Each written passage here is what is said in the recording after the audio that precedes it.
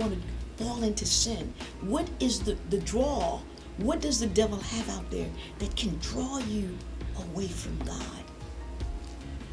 And so I've been thinking about that because I know people who've walked away, who turned away from the Lord. And I can't understand, why would you do that? I can't understand what would make you want to follow somebody who will never be happy no matter what you do.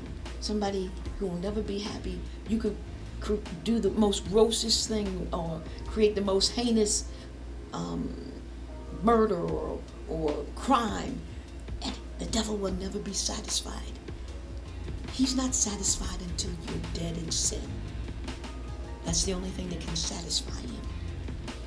So your living in sin does not satisfy him. He desires that you die in sin. But why would you forsake somebody who loves you? Somebody who cares for you?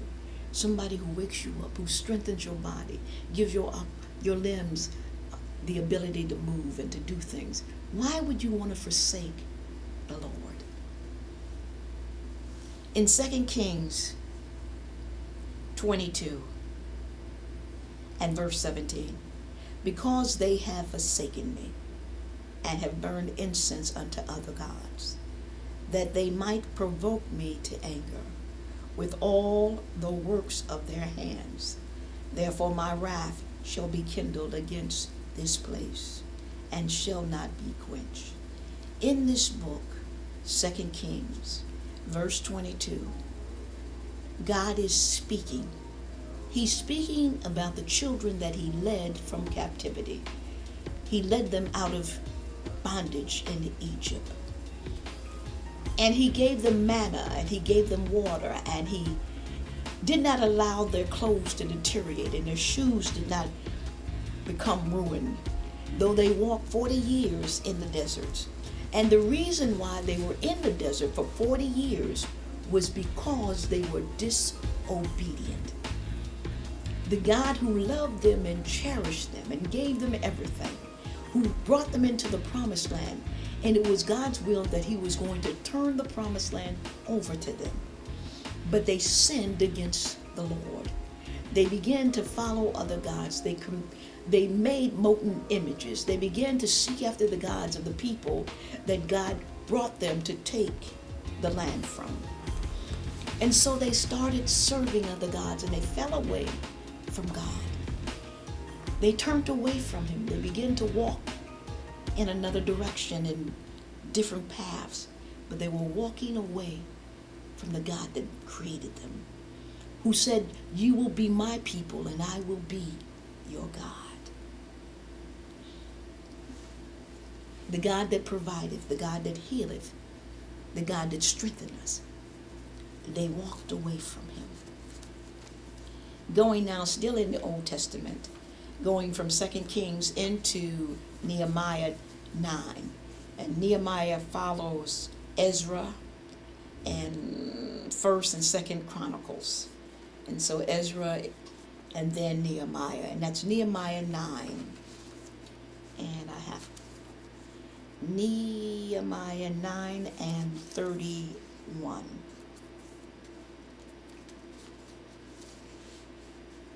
But before we go there, before we go to 31, let's go to Nehemiah 9, and let's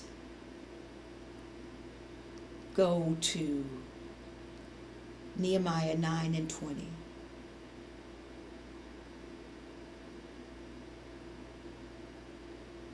Let's go to 19.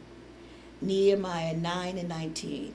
Yet thou in thy manifold mercies forsookest them not in the wilderness. The pillar of the cloud departed not from them by day, and led them in the way, neither the pillar of fire by night, to show them light, and the way in wherein they should go. 20.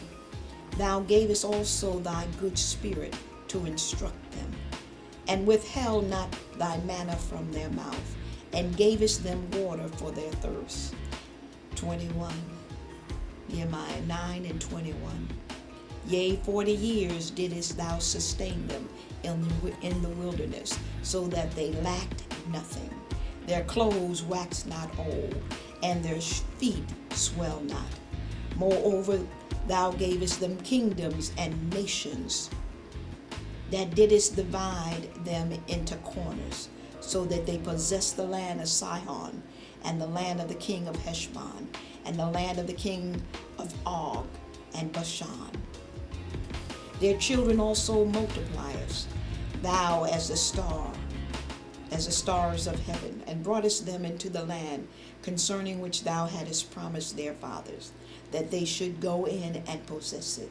So the children went in and possessed the land, and thou subduedest before them the inhabitants of the land, the Canaanites, and gave them into their hands with their kings and the people of the land, that they might do with them as they would. Nehemiah 9:25. And they took strong cities and a fat land, and possessed houses full of all goods, wells digged, vineyards and olive yards, and fruit trees in abundance. So they did eat, and were filled, and became fat, and delighted themselves in thy great goodness. Nevertheless, they were disobedient, and rebelled against thee, and cast away thy law behind their backs, and slew thy prophets, which testified against them, to turn them to thee. And they wrought great provocations. 28. But after they had rest, they did evil again before thee. And this is talking about when they slew the prophets and they did all this evil and they turned away from God, God began to bring devastation upon them, and disease and all kinds of manners of problems, and they were taken over by other countries who came in and invaded them and began to put them into bondage. But then they would fall down on their knees and they began put on sackcloth and throw dust over their heads and begin to pray and worship the Lord their God once again. And here in 28, but after they had rest, they did evil again before thee. God heard their cry, and when he restored them, they would turn back and do evil again. And each time God restored them, they would turn back and fall back into evil. And I don't understand what it is about evil that draws people in the way that it draws them. Why would you want to serve a master that you can never satisfy? Somebody who has no tender, loving mercy. Somebody who's not long-suffering. Somebody who is evil through and through. He only knows evilness. He doesn't know any goodness. He's not kind-hearted. He's not loving and caring. He's not a good shepherd. Why would you want to follow him? But the way of the world is such that there are many more people that follow the bad shepherd than follow the good shepherd, the God that created us, the one who said that he would be our God and we would be his people, the one he does not forsake, and the ones that no matter how much we continue to turn our backs on him and go back into sin, and many stay in sin, but yet he has not destroyed us, and he has the power to do it because he's God, because his heart is good, and because he loves us, and he knows that there is a narrow path and that few are going to travel it. But the way to hell is going to be broad and wide. It's going to be so wide and so broad that it will look like wider than any ocean. And it won't even be, the narrow road won't even be as wide as a little stream. Get a relationship with the Lord. And if you're in the Lord, don't let anything deter you from following the Lord and staying with the Lord. Don't let any trick of the enemy come in and deceive you and make you want to go into sin. I don't know how many people I've talked to who told me that they were once in the church and how they used to be at service all the time. Now they smoke cigarettes, they drink, and they curse, and they swear.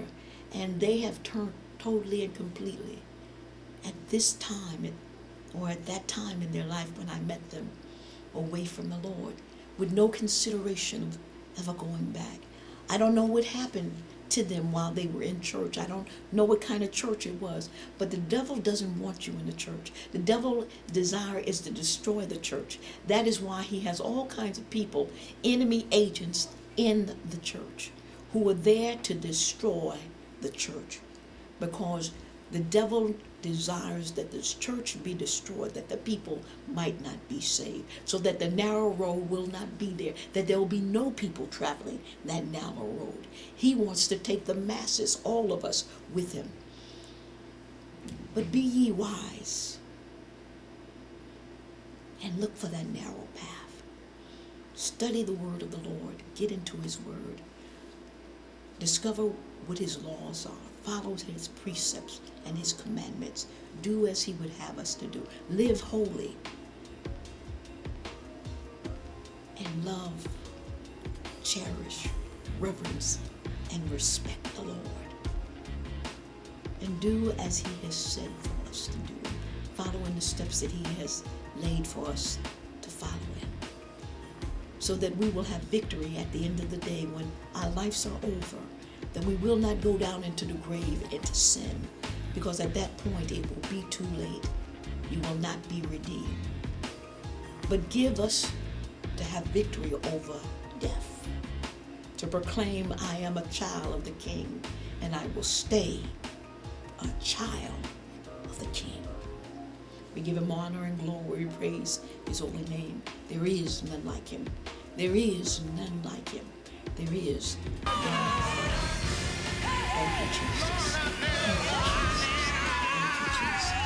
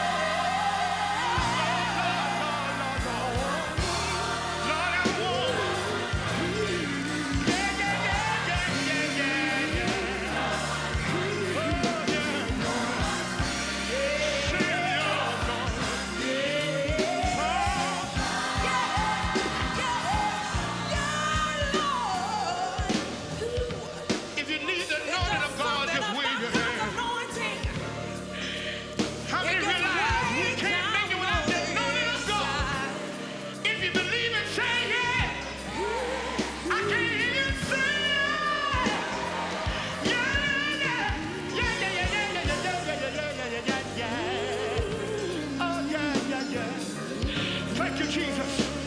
My, my, my, my, my, my. Send it on, send it on down.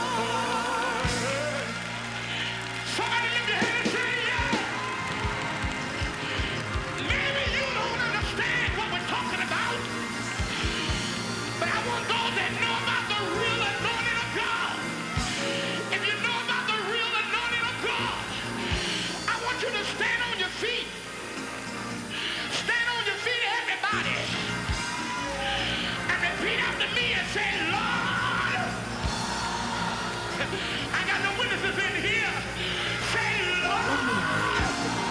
My book. It's called The Bishop's Wife by Bernadine Smith.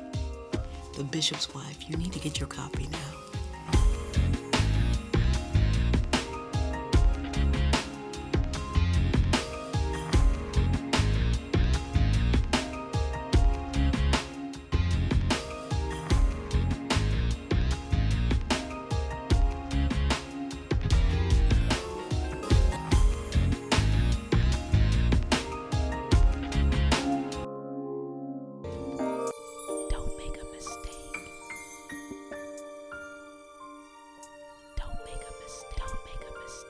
The Bishop's Wife by Bernadine Smith. The Bishop's Wife.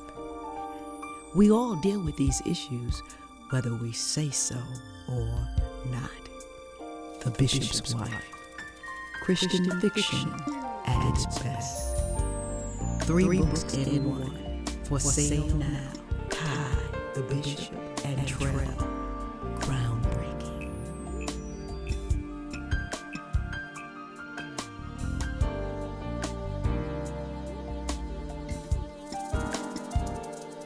By Bernadine Smith.